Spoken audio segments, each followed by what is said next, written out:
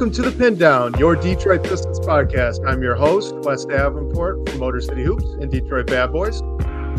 And I'm Blake Silverman, writer for Detroit Bad Boys and reporter of the G League and WNBA. And Wes, we have some big things to talk about this week. We have a trade as well as a win to talk about. So how are you feeling? I'm feeling good. I mean, the biggest win, though, of this past week is the Detroit Lions winning a home That is playoff true. game at Ford Field.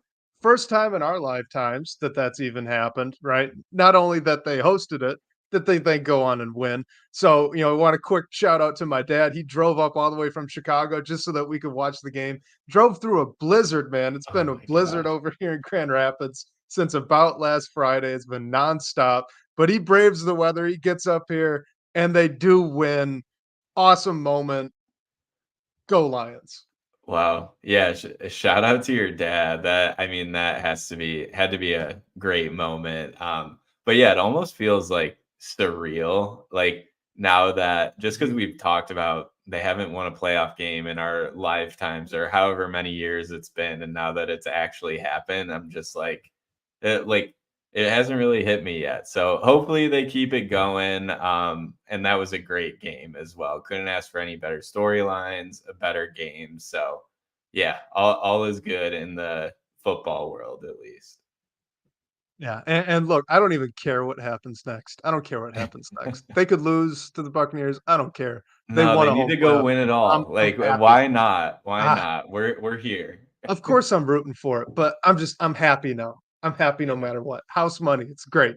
But talking about wins, right? The Pistons did get a win this past week since we've been talking on the podcast here. Wanted to go through quickly just the last three games that they've played. So they lost to the Rockets 112 to 110. They beat the Wizards 129 to 117. And then they did lose to the Wolves just the other night, 124 to 117. Blake, there are probably a couple of storylines that we could take out of this one.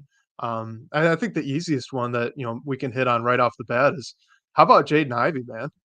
Yeah. I think that's the biggest one. And I think since those three games that we mentioned was now it might be infamous Monty Williams post game press conference quote where he mentioned that there was like an organizational meeting asking him about how he was using Ivy, why he wasn't getting more on ball reps. And Monty Williams just was like, yeah, I have to eat that. I haven't done it. And he said it was the one thing he didn't try. And then we did see more reps with Ivy on the ball. And like the one thing that has stuck out to me with his play, and I feel like it really stuck out against Minnesota, which ended up as a loss, but it was competitive, is I feel like he's much more confident or like sure of himself. I know we've talked about that a bit, like as a step he has been taking and should take in year two. But I just feel like that decision making is getting better and better. Although there are times where he drives and doesn't really know what he's doing, and maybe it ends up in a turnover or errant pass. Like I feel like for the most part, his decision making and confidence has really stuck out to me. I agree. I agree. That was going to be my main takeaway from it too. So let's look at just the last three games. Right against the Rockets, he puts up 18 points, 8 assists, 7 rebounds. Washington 24 points, 6 assists, 7 rebounds, and then Minnesota 32 points, which tied a career high, 6 assists, 4 rebounds. And you're right. It's not just that he's getting the ball more. He is. It's not as much as you would think. I think if we go back and track it, he's really not getting that many more touches. But what he is doing is he's being a lot more decisive, right? So if you look at it, his usage rate went up. Usage rate functionally is just a possession ender stat. Okay. So all that means is Jaden Ivey is now ending possessions far more frequently when he's out on the court than he was previously. So I don't know if you want to call that just Cade being out and then him taking more of the baton. If maybe this is coaching where Monty Williams is trying to prioritize getting Jaden Ivey the ball more so that he can make these decisions. But whatever the reason, it's sustainable even when Cade gets back because he's not doing anything I would say he's probably increased by like 10% the amount of touches he's probably getting just on like a rough estimate. Okay. So because he's being so decisive, when Cade comes back and healthy, which hopefully fingers crossed is going to be pretty soon, you just take that 10% back away from him, but you tell him to keep attacking like he is. Like this should be repeatable. It looks very repeatable to me. Am I wrong? No, I think you're right too. And I mean, yeah, I think it'll be interesting when Cade is back to see what happens. But I think there's still like you would be doing a disservice to the team as well as like Cade and Ivy if you don't play them together at like a decent minute Yep. volume when both of them are available. But at the same time, like if Ivy's usage is going down drastically just because of the return of Cade Cunningham, maybe there is something you can do with staggering. Like that's what I thought the idea was when Ivy came off the bench to start the season. Stagger him in with the ones when all the ones go off, leave him in a bit to run the second unit. So maybe you can go back to that idea. But still, I think you need to play them both together and at least see what happens. And I mean, hopefully the production is still there for Ivy.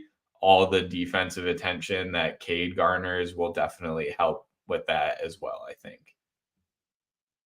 Right. Well, you look at playing them together, right? And Cade doesn't need the ball 100% of the time. In fact, most of us fans have been kind of clamoring for him to not have the ball 100% of the time. You could actually go back to, I think we talked about it after that New York Knicks game where Cade played off ball almost the entirety of the first quarter, and Killian Hayes was giving him just some very basic passes because Cade suddenly is open on these back cuts, and everyone's freaking out like, "Wow, this looks so great." Jaden Ivey can make that read. It's a very basic read.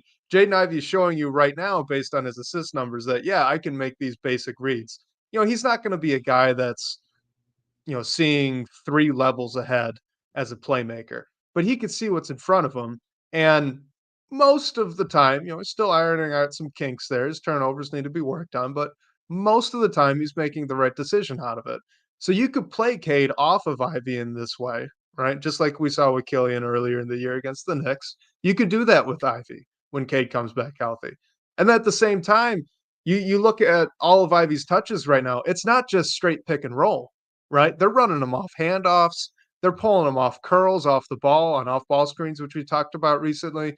They're doing all this more creative stuff to get him downhill and to play read and react basketball, and he's excelling at it right now.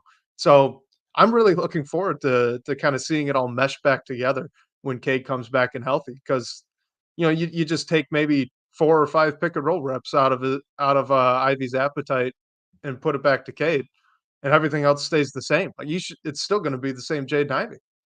Yeah, I mean, really, I think like the biggest thing for me is decision making. Like his rookie season, and I mean, it still happens now. Like he'll be getting downhill and just not know where he's going, or just like moving quicker than he's like making decisions. And I think that has improved drastically. So if that continues to happen, he continues to do what we have seen. Like it should work in theory, and especially after what Monty Williams said, like it's a priority, or he just has to get Jaden on the ball more. Like we're gonna have to see it when Cade is back. Like if we don't, there isn't really an excuse for that. And you know what he's really figured out, Jaden Ivey, that is, with the decision making, he's really figured out that change of speed, change of pace dribble, either snaking a Mhm. ball screen or just even in isolation or in transition. The way he can go from 0 to 100 back to 60 and then explode all the way back up is honestly pretty insane. It's gotten him to the free throw line a lot here over this 3 game stretch. And again, all that is sustainable stuff. It's all stuff he's kind of been doing all year, but now we're just seeing a focus on it. And you're right. Absolutely right. When Cade comes back, the focus still should be on Jaden Ivey doing this stuff because it takes pressure off. It takes pressure off of guys like Bojan even or Mhm. Burks. They're not focal points of the defense if Jaden Ivey can play like this. So it can only help everybody on this roster, having him playing this way. Why don't we hit on just one more trend, I guess, over this past week before touching on the trade that did get made, and that trade being Bagley Livers in 2 seconds for Danilo Gallinari and Mike Muscala from the Wizards. But just, YouTube user brings it up here. These past 3 games, they've been competitive. They win one against Washington. They put a good scare into the Rockets and the Timberwolves. A really, really good scare. Jaden Ivey hitting that three against Minnesota to pull them back within 2. I believe late in the third, early in the fourth, forcing Chris Finch to call that timeout. Like that was a big shot. That was a big moment. Obviously, it doesn't end how you want, but is anything that they're doing right now, does it feel overextended to you? Or maybe this could just be the new standard, I ask you, hopefully?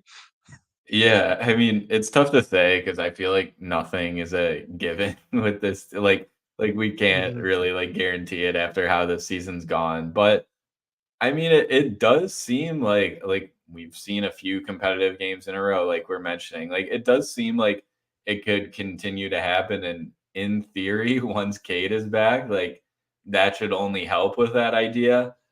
We're not talking about the trade yet, but I do think the trade helps rotationally and roster wise in helping us stay in games and just like the ideal how we're making the most out of Jaden Ivey, Asar Thompson, some other guys on the roster. And we also have the trade deadline in a few weeks. So maybe something else will happen that will bring some improvement to the roster as well. But overall, like I do think that they can continue to stay in games. I know, but I think they play Milwaukee twice this weekend and early next week. So mhm. I think that'll be a good barometer. It's tough to beat the same team twice in a row. So hopefully the Pistons can at least stay competitive in it. Um, so yeah, I think those Milwaukee games will be a good test for me just to see if this competitiveness is actually sustainable. Yeah, and, kinda wonder if they'll have Cade back by then or not as well. We're recording now on the 18th.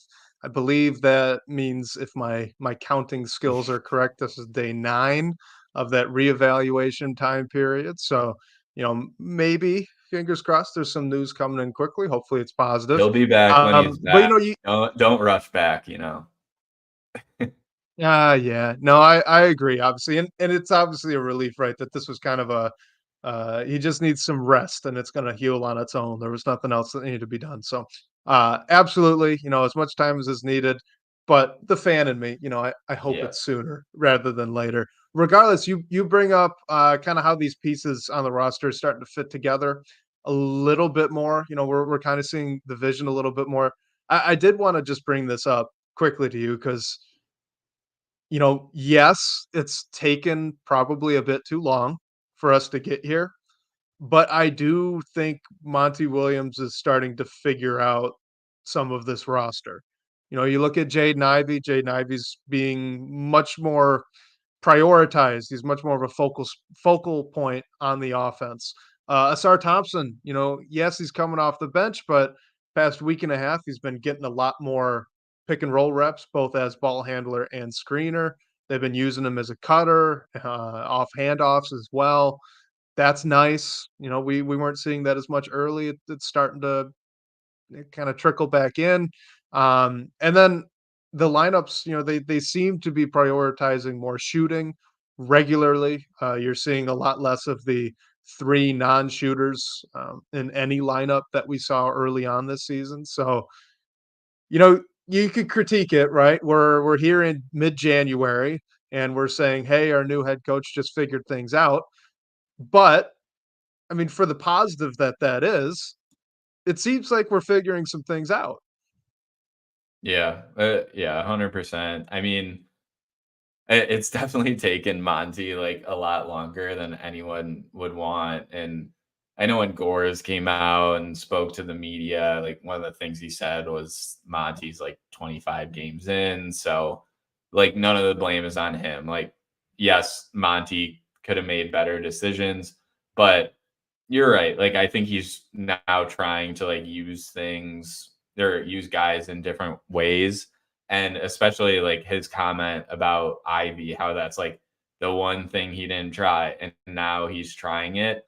Like that just, I guess, gives me some reassurance that he is actually putting just thinking of really like any idea and like trying to use lineups and players in different ways to get the most out of them, whether it's playing different guys next to each other or where certain guys are on the floor.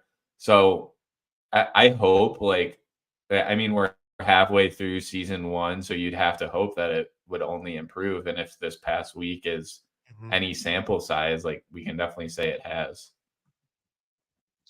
We can critique how long, it took all we want, but I say this because I was this player, so I know that there are more like me that exist. The one thing we don't know is what was going on in practice, right? So, like, you look early on in the season, and I don't think we mentioned it at the time, and we probably should have, but it's entirely possible that Killian Hayes was out playing Jaden Ivey in practice. It's entirely possible that, Asar Thompson is shooting 70% on catch and shoot shots in practice. There are things that we just don't know behind the scenes.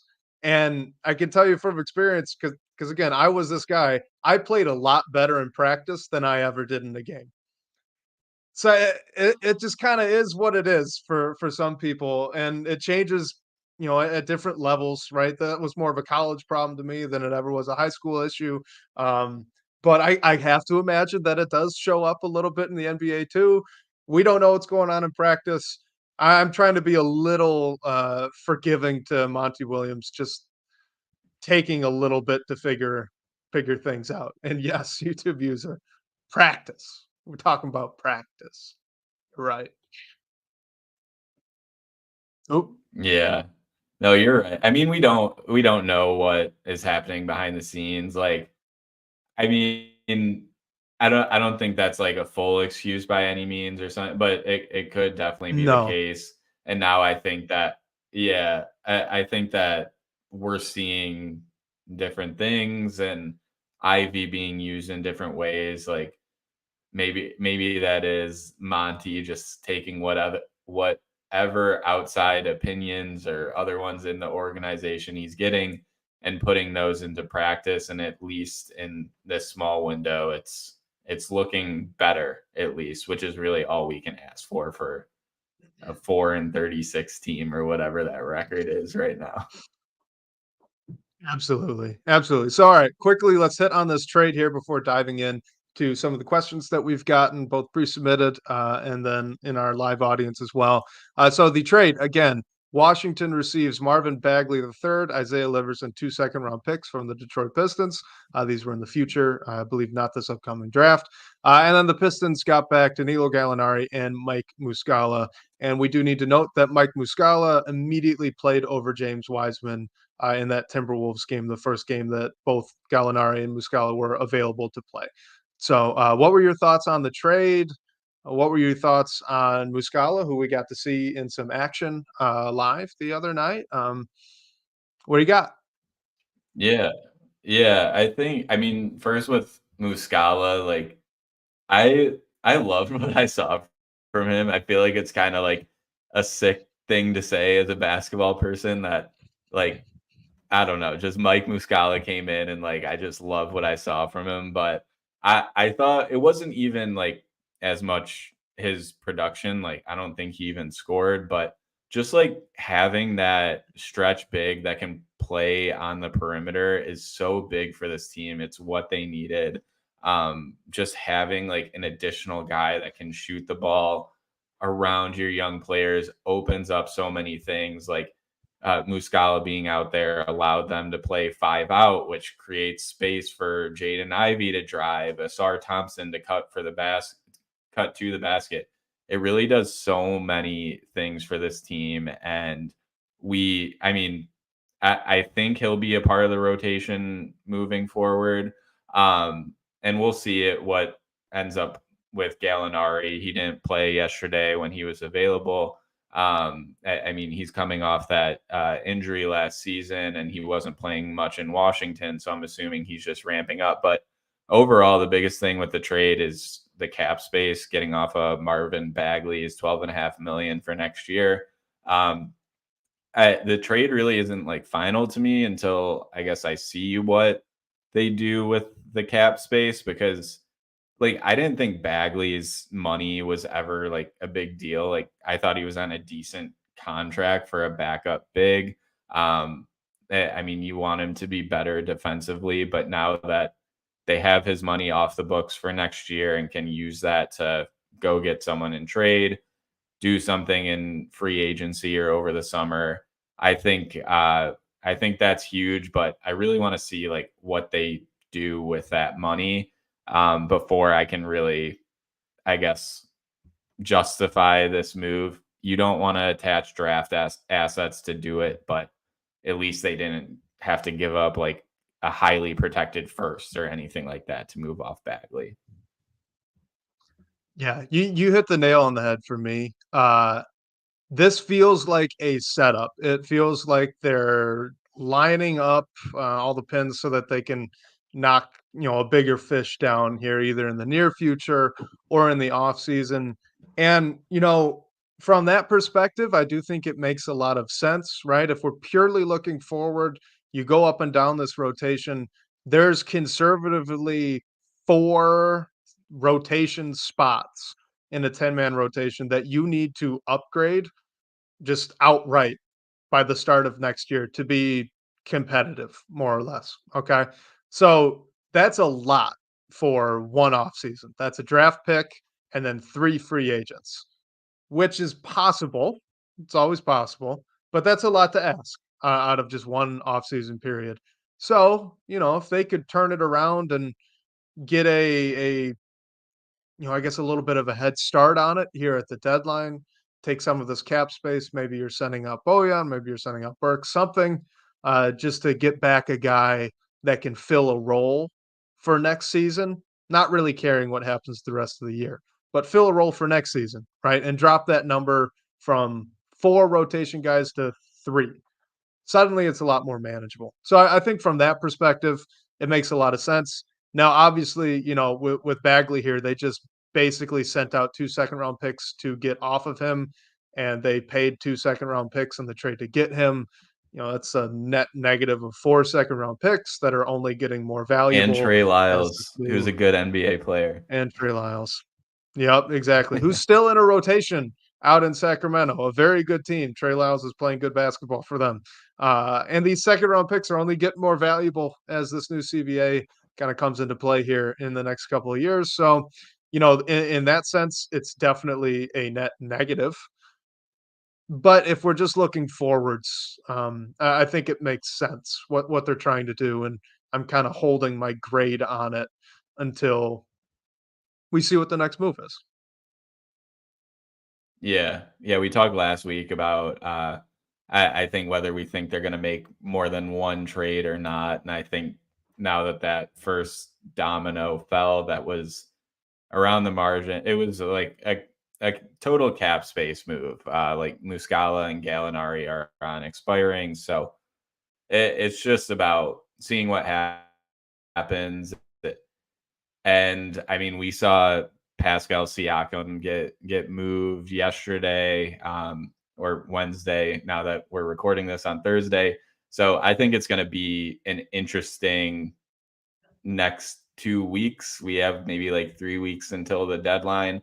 I would say I'm fairly confident they're going to do at least one other move. I don't know how big that move would be, but now that they have all this like space to play with, and even like openings on the rotation, depending on if someone is interested in a Burks or Bojan to go and help a contender, there's some options on the table. So I'm really interested to see if they do anything and what that would be over the next few weeks. Yep, absolutely. I am too. So let's jump into some of these questions. This one here is from Brames in the DPB comments. He asks, with the report that Monte Morris is potentially back in about a week, how does that change the rotation dynamic, and how often do you think he will share the court with Cade Cunningham?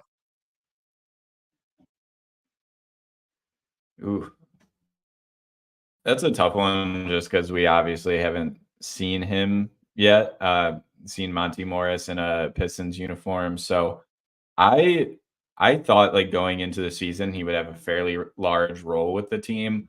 Now, if he's coming back in the near future, like I don't know if that's still the case. If you want to run Ivy alongside Cade more, or even keep Killian in there just to see what he does through the rest of the year, or give Marcus Sasser more play time. Like, I think the team does need a veteran presence and someone who will not turn the ball over.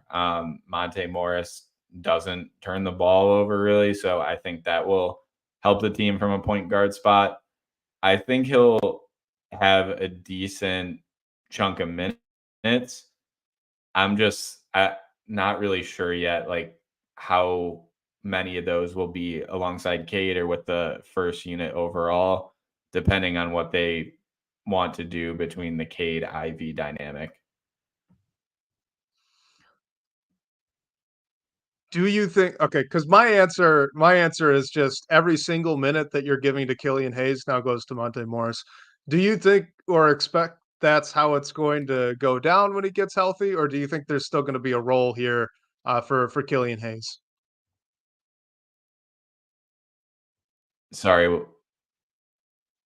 will you say that one more time? Your Wi-Fi or connection went out for me just in the middle of that. So what I said was I think my it's okay now. answer. Okay, cool. So my answer to this question is that you just take every single minute you're giving to Killian Hayes and give it to Monte Morris. My question is, would you expect that same sort of thing, or do you think there's going to be a role for both of them? What's your expectation on that? I think the only reason you still give Killian minutes is if you want to like let him prove that he should like still be around for longer than this season, which I don't know if is going to happen anyway. But realistically, like that's the most likely spot where minutes are going to come. Like I think at this point you have to find some minutes for Sasser. You have to play Cade and Ivy together for some minutes. So the most logical is what you said, playing giving Monte Morris Killian's minutes. So I think once Monte Morris is fully back, like I think that is the most likely source that his minutes are going to come from. And then I don't know, maybe Killian can play here or there, but I think I know we had some talk in the chat about whether Killian's gonna be around or come back at all next year. Like I think he's gone as well. I think the only reason that you give him any minutes really is if you want to give him the chance to like prove something for the last half of the season. But I think most of us like really know what he is at this point. Yeah, he has proved what he is, and I hope they end up agreeing. Next one is from our guy Camille, Pistons Turkey. Do you think that Killian Hayes and Isaiah Stewart will still be on the Pistons roster after the trade deadline?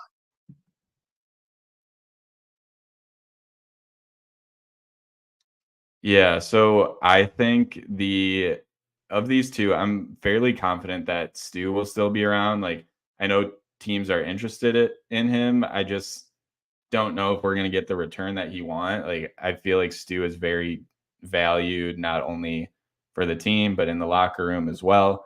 So I think the one for me is Killian. If someone wants to take a flyer on him and acquire him as basically like an expiring contract and be their restricted free agent that they can re-sign or part ways with if they want to. Like I could see him heading out in a deal like that.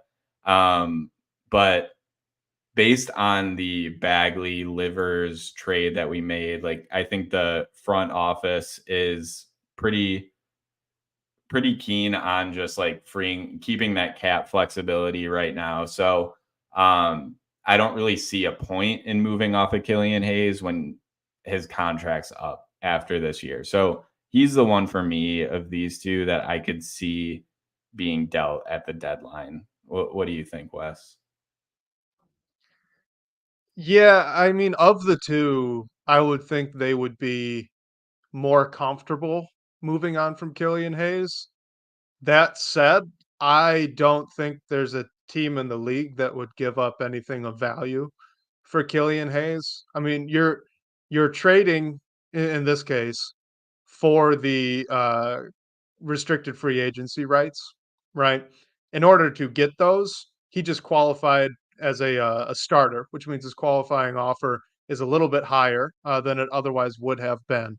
Okay, so functionally, Killian Hayes, in order to keep him and maintain that restricted free agency right, you're going to end up needing to give him a qualifying offer that's more than you would otherwise want to pay him. Okay. So you combine that with then saying you now need to go trade for him to get those rights, knowing that the Pistons are probably just going to otherwise not pick up the qualifying offer in the first place. And I don't think that you have any team that's going to be willing to do that and make that kind of move. So unless they decide to waive Killian Hayes, which, I don't know why they would at this point. If he's like the fifth guard, I think he'd be just fine. So if Morris comes back, you move Hayes out of the rotation. I think he sticks it out the rest of the year and then just kind of is out next year and doesn't return. Now, Isaiah Stewart, Blake, like you said, there are teams that are interested in him. I know Boston's been poking around. We got that report from James Edwards, and I think maybe Keith Smith mentioned it as well. I'm just not sure what anyone could really put together for a trade for just Isaiah Stewart, right? If you could go and you tell me that there's a deal where you could bring back a legitimate All NBA guy for the Pistons, and that they require Isaiah Stewart to be one of the pieces, then sure, I'd probably think about it. But otherwise, I think I'd rather just keep Isaiah Stewart on the roster. So jumping on to the next one. This one is from No Frown Motown. It says the Pistons took $12.5 million off the books next season by trading away Marvin Bagley. What does this cap space ultimately do for them? So to me, I think this is what was so interesting about the trade in the first place, right? They got rid of not a lot of long-term money in Marvin Bagley, but enough where I believe their total cap conservatively this summer is going to be about 55 to 60 million dollars to spend. Now that's if they don't make a move right now. If they just go into the offseason, they try to um, keep a few guys and get rid. I think the max they could do, I just saw from again a guy Keith Smith, was $66 million if they just get rid of Bojan Bogdanovic in the offseason, because he's functionally and expiring right now due to the way his contract's set up. So I think that they're setting up for a move now, and that move being someone that has a bigger contract attached to them. Maybe that's a guy like Zach LaVine. I know they've been poking around. We all know that they've been poking around the Deontay Murray sweepstakes as well. Murray doesn't excite me as much. LaVine, I think you could probably have for cheaper. But regardless, if you get a guy who's on a larger deal right now at this trade deadline, you get that head start on the offseason. You are down to maybe 30, call it $30 million to spend instead of the 60 that you potentially had before. That's still a lot of money, right? That's still a lot of money. They got to spend that cap space somewhere. So my my bet, hopefully, my bet is that this is the route they're going to take. They're going to try to get that head start now. It's going to be a bigger money guy, and because of the way that they did this deal here with Marvin Bagley going out, they're going to be able um, to still have a lot of money to play with over the offseason and fill out the rest of the roster. Blake, what do you think about what moving Marvin Bagley's salary might mean for them now and moving into the offseason? Yeah, and hope everyone can hear me okay. I had to jump and I don't have my mic set up on my laptop, but I think really it is just about that whatever that next move is. Like I don't think it's necessarily going out and signing someone. We don't really know who's going to be available in free agency this offseason, and it's not like a great class in general. So I do think it is going and get someone in the trade market, whether that is in the next few weeks or this summer. But it also just like puts us in the best cap situation of any team in the league. Like I think we have the most projected cap space out of anyone.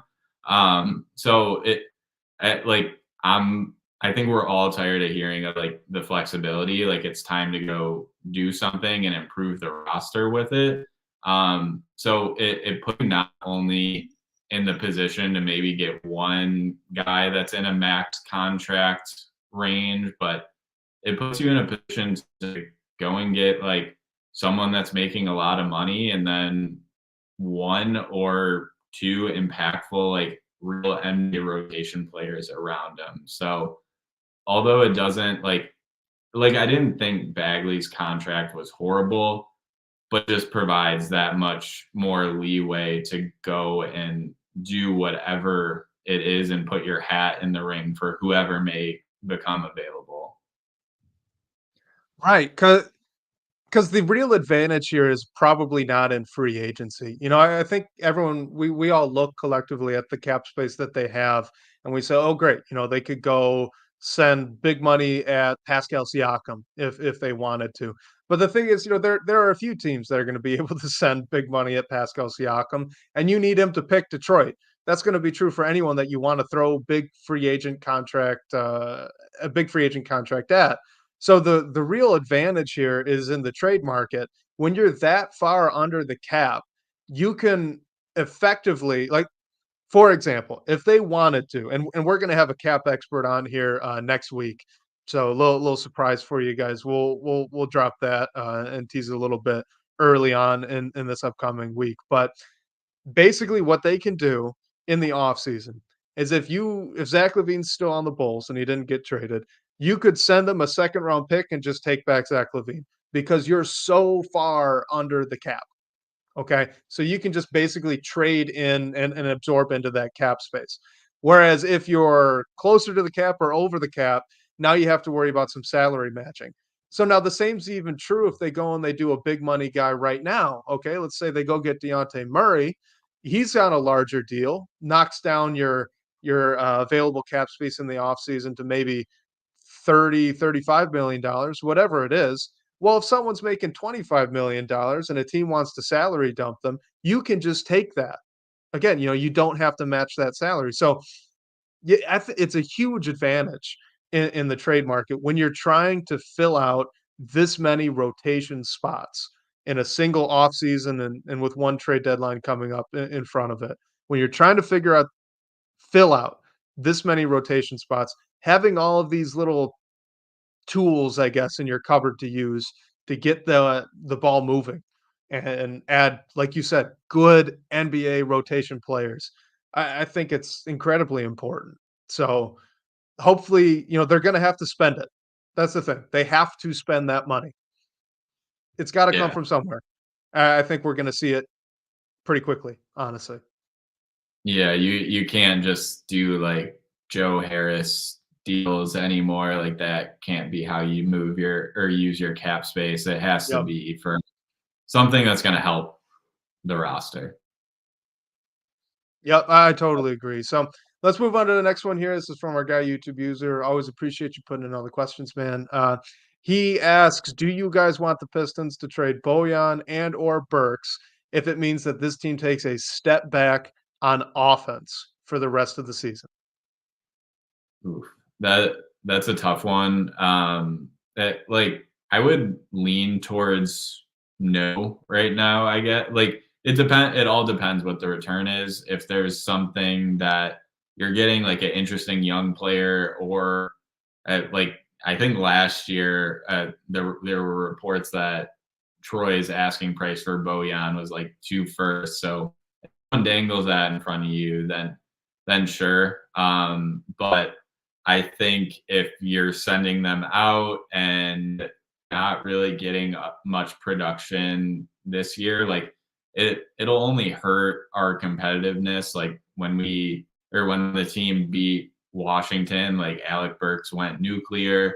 It always helps like having a guy like Bojan who can score at will. So I think if they're able to add someone interesting that helps improve the roster overall this year while keeping those guys in house, I think that'll go a long way to trying to get a few more wins. Like no one's gonna want to be the worst team in NBA history. So I think like that's something that we could at least play for. So I give them up for the right price, but I think just trading them to trade them and get what you can, like you might just want to keep those vets in house. Yeah, I wouldn't trade him just to trade him. I wouldn't trade Bojan for picks at this point. I'd want a guy back. And I think, you look at the roster that they have, and you're kind of seeing it over these past 3, 4, 5 games, that the quickest way to get this team to win some games, to be a little bit more competitive, there are really two things strategically. Okay. Build around Cade Cunningham and score as many points as possible. This is not a good defensive roster. All right. But you could be a team like the Pacers. The Pacers are just outscoring everybody and they're winning a decent amount of games. Now they're not going to be a championship contender, but they're a good playoff team. And now with the addition of Pascal Siakam, maybe they'll be a little bit better on defense. But obviously we can't sleep on the fact that he's a 24 points per game scorer for them. He's a real big boost on offense as well. So I think that's probably the quickest route for this team to take. Try to build everything around Cade and score as many points as possible. So just on the concept of it, taking a big step back on offense when offense is the closest side of the ball they have to being, good above league average at, it'd be on offense team wise. I don't want to get rid of that. I don't want to take that step backwards on that end to try to buoy a defensive group that I don't think one player fixes, quite honestly. I think you need quite a few players to fix it. So, yeah. Sorry, I just got a Wi-Fi unstable thing. Blake, do you have any more thoughts here on the Boyan and Burks potentially being? No, I think you covered it. Yeah, I think the main thing, like you said, is just not hurting this current roster, and it is just because they need to get some wins. Like find a way to do it. Find a way to get guys who are going to make your young players better, good voices in the locker room, and do things on the floor to help them help their game. So yeah, I mean, trade them if you're getting something decent back in return. But I know like both Bojan or Burks would help a contender this season, and a lot of them would probably love to have them. But that doesn't mean the Pistons should just trade them for a second round pick or whatever it is. Yeah, agreed. All right. So, next one here from Coffee. I got Coffee in the DBB comments and in the live chat. I saw him pop in earlier with a comment about Mike Muscala's, I think, a tattoo. So, appreciate you, man. He asks, do you think that Monty Williams is on the same page as the front office? Which is a difficult question. So, I'll let you go first.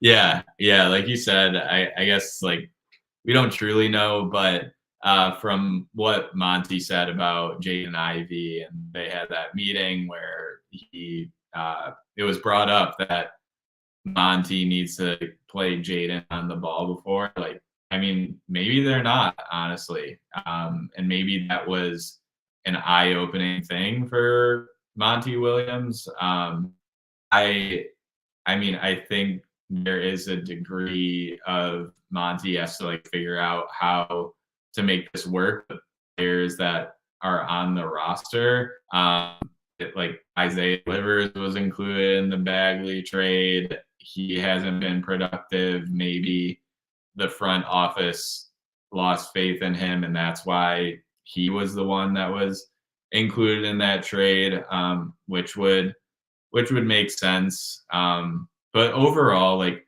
maybe like it's tough because I'm totally just assuming things here.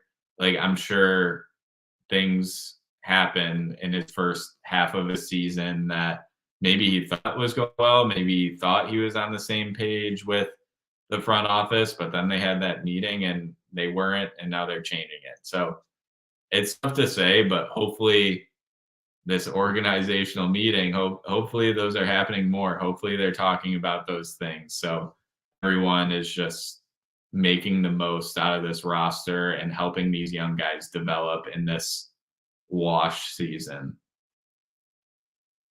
And obviously we're all just taking guesses at this, right? I mean, nobody knows, no one's got any insider information. I do think it's really important to kind of see that this is two-sided, right?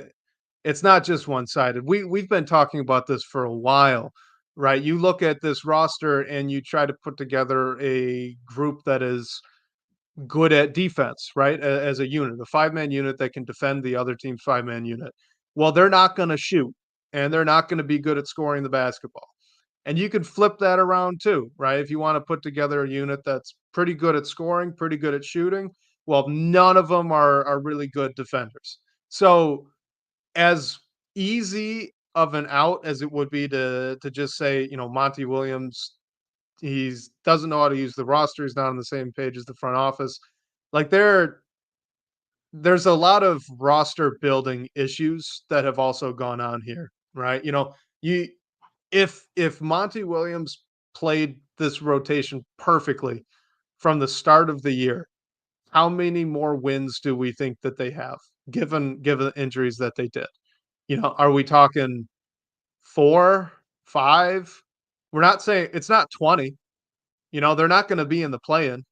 They're still going to be one of the worst teams in the league, and that's just because of how this roster was constructed. And maybe the vision, maybe the blinders were on, whatever you want to say from a front office perspective. They calculated wrong on what it was going to take this season to take the step they wanted to take. So I'm just want to point out that there are two sides to it, right? Maybe Monty might not be on the same page with the front office, but if that's true, then the front office is definitely not on the same page as Monty is either, and it's both of their faults. If that's true, and we don't know that it is, but if that's true, it's a two-sided coin. 100%. And I hope, like, I thought I guess, transparency that Monty disclosed at this meeting was cool. So I don't know if he'll ever be in like a situation to talk about that stuff more, but I hope they're talking, especially when things are going the way that they are and the way that they have been. Yeah, no, I agree, and like you said, those organizational meetings, they might be a good thing, right? They don't have to be bad. All right, so this is moving on to our next question. This is from Harry in the YouTube chat.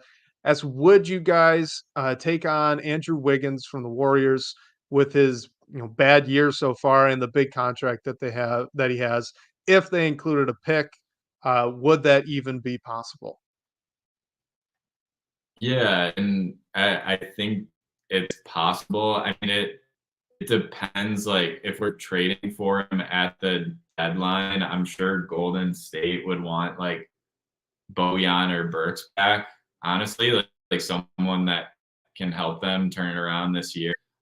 Wiggins, his salary is in like the 25 a year range. So like, yeah, it's a lot of money, but it also doesn't take all your cap space depending on if you retain Bojan next year and like what you decide to do. So maybe it takes you out of the running of guys who make even more money.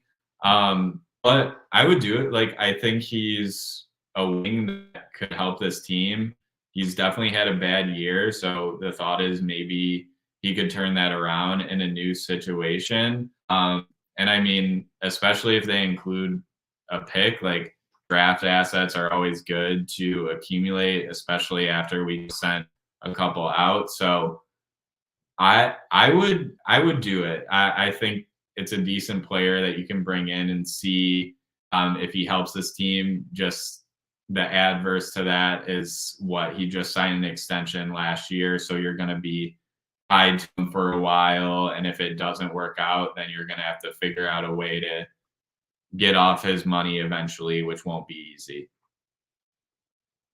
Yeah, I would think about it. You're right. I do think he's a wing that would help this team. He's big. He can kind of shoot. Obviously he's been cold this year, but he's got a history of being an okay to good shooter. And he is a good defender. He is a good wing defender. So, I would think about it. I don't know if his contract is large enough that they would need a pick to offload it, especially with the way that the cap is going to start jumping over these next couple of years. Um, you said he's at 25. That's five more than Bojan. Bojan is on honestly a pretty cheap deal, especially moving into the next 2 years. 5 million more than that. I mean, I know he's not playing well, but at some point that's going to be darn close to the mid-level exception. The way that thing keeps rising up too. So I just don't know if they're really going to offload a pick just to get off his deal, and I don't think at this stage that Bojan's really worth giving a pick up for. So I'm not sure the fit's there team wise for Yeah. that kind of thing to happen. Yeah, and the another issue with Wiggins' contract is he has a player option, and I believe it's Mhm. 26, 27, which is $30 million. So it's an increasing salary. So if things like really don't go well once he's in house and he has that player option in a few years, like that's going to be really hard, a hard pill to swallow, or like a hard thing for to try and get another team to take on. All right, we just got this from Ain't Nothing Better Than Being the Big Cheese. It's a trade proposal here about Wiggins, and it looks like a three-team deal. So I'm just going to read it off. We'll give our thoughts on it. If there were a three-way trade that sent Andrew Wiggins and Killian Hayes to Toronto, Gary Trent Jr. to Detroit, and Alec Burks and Dennis Schroeder to the Warriors, would you do it? And I guess also, do you think that all the teams would do it? Yeah, I'm trying to look at. I mean, from a Pistons perspective, I'm quickly looking up Gary Trent Jr.'s contract on the side. So he is an expiring, so he wouldn't. I mean, unless he wants to stay here, he wouldn't be around for more than this season. I mean, I think Gary Trent would be a great fit in Detroit just from like the shooting that he brings, but like sending out Alec Burks, like I don't know if we're really like gaining much, especially just the thing for me is like he could walk in the summer and that would be that. If he was even signed and on like a fair deal through next season, I would say yeah, but like at the deadline here, I don't know. I think from a Pistons perspective, that it's I mean, it's kind of lateral, right? Like you said, Gary Trent's expiring, but he is better than Alec Burks is. So I get it from that perspective from a Pistons end. I don't know specifically Toronto. I feel like Toronto might be the holdup here. They are kind of full of wings and not full of good guards. Kind of just an issue they've got with the roster that they've put together. So I'm not sure they would really be comfortable giving up Gary Trent Jr. And if they do, I doubt they'd want to get a guy like Andrew Wiggins back.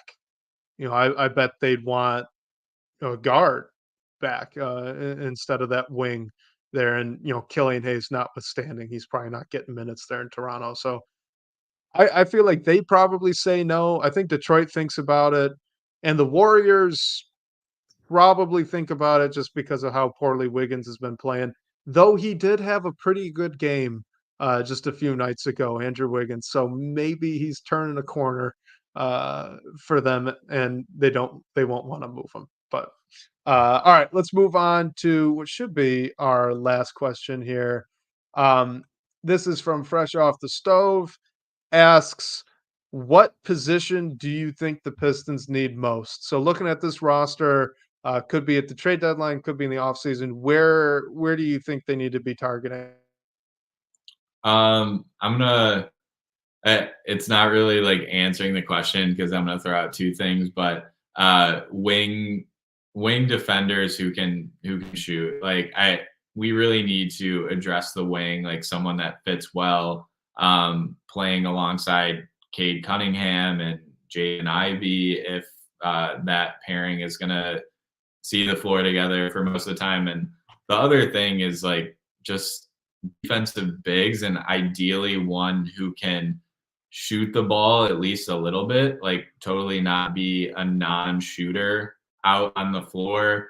I think we've seen the issue with having like Wiseman and Bagley as your backup bigs, and just like runs that bench unit gives up.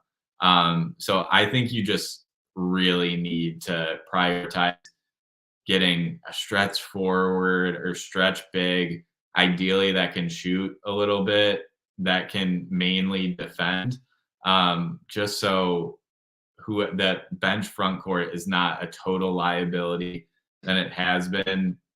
Mike Muscala helps with shooting it, and hopefully he can play a little bit of defense. But again, he's on expiring, so maybe he'll be around for next season. They'll sign him to a new deal. But if you're thinking of someone more long term, I think that's who you could hunt in the free agency market or the trade get. I would echo the same two spots. I think they need a wing. I mean, you look at what Kevin Knox has done for this team, and he's providing a shooting wing who's athletic and can play a little bit of defense and finish around the rim. And he's providing that at like a D plus C minus level.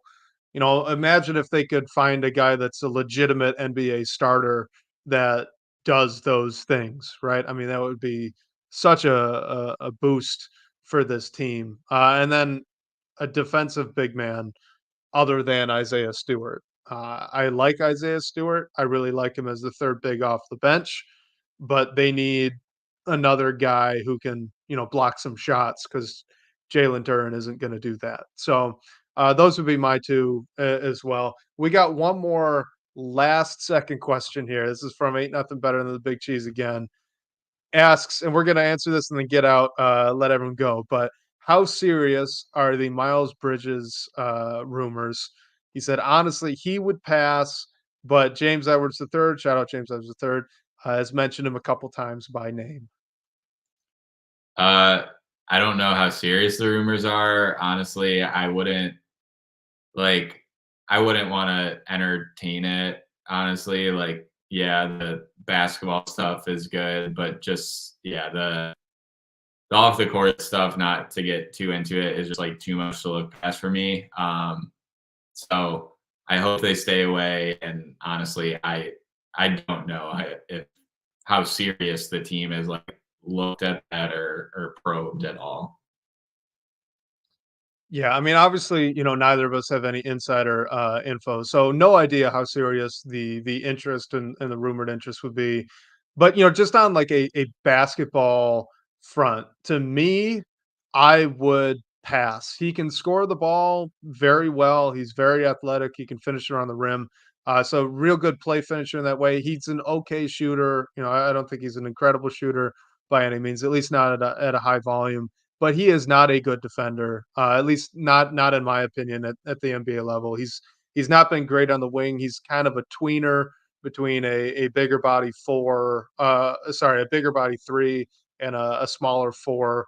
Doesn't guard either all that well, at least to this point, as far as I'm concerned. So that defense is what holds me back. I think, like we just said, right? They need 3 and D wings who are athletic. So he's a 3, he can shoot the 3 and he's athletic, but he does not play defense. So I would just pass on it right now. I mean, he's obviously a very good basketball player, right? And if you can, surround things around him to cover up for that defense, it would be better. It'd be more interesting. But the Pistons just don't have that apparatus to do so right now. So I would pass. And yeah, Harry brings up Royce O'Neal. Yes, actually, I would rather sign Royce O'Neal for the rather cheap contract he's going to get than pay Miles Bridges bigger money to be a worse defender and just about the same level of shooter. I would just prioritize that wing defense along with the shooting, assuming the shooting. I do not want more defenders that can't shoot. So we're assuming that the guys can shoot. I would prioritize the defense over everything else. Yeah, 100%. You have to pay Bridges likely, and yeah, Royce O'Neal is on a good contract and addresses like both aspects that the team needs. So we're going to wrap it up there. Special thank you to everyone who joined today, whether you're joining us live on YouTube or on Twitter, or listening to us on whatever podcast platform you prefer. Special thank you also to Sean Corp, the managing editor of Detroit Bad Boys, for supporting the show. Again, shout out to you guys for all the great questions and talking points tonight. We'll catch you next week, whether on your commute or live with us here on YouTube or Twitter. We can't wait to talk more Detroit hoops with you all.